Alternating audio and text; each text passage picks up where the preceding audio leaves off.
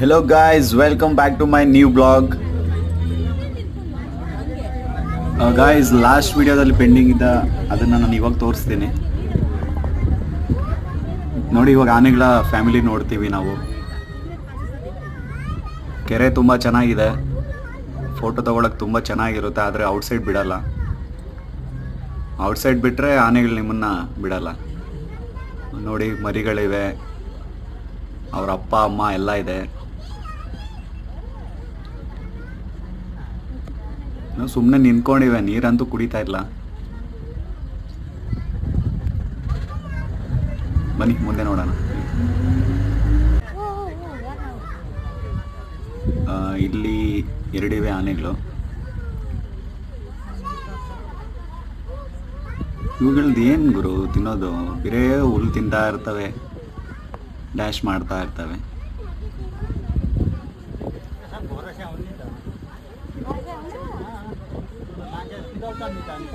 ತಿನ್ನು ತಿನ್ನು, ಚೆನ್ನಾಗಿ ತಿನ್ನು.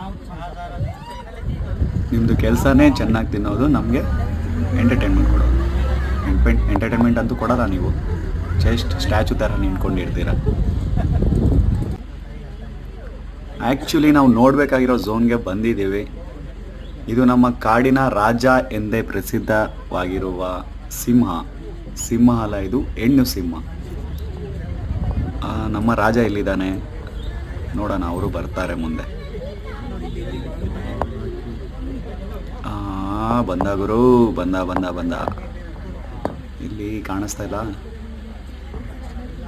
ಅಯ್ಯೋ, ನೋಡಿ ಗುರು ಗೈಸ್, ನೋಡಿ ಯಾವ ಥರ ನಡಿಗೆ ಇದೆ ನೋಡಿ ರಾಜನಿಗೆ.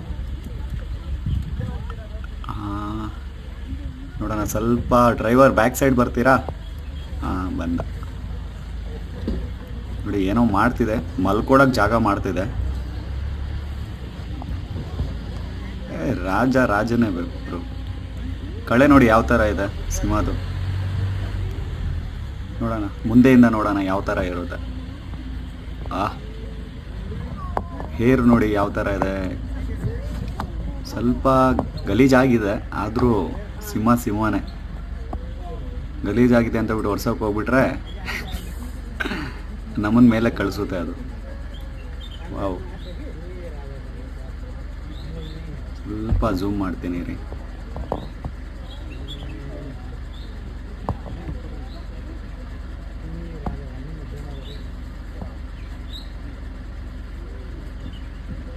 ನೋಡಿ ಗೈಸ್, ಲೈವ್ ಆಗಿ ನೋಡ್ತಾ ಇದ್ದೀರಾ ಸಿಂಹನ ನೀವು.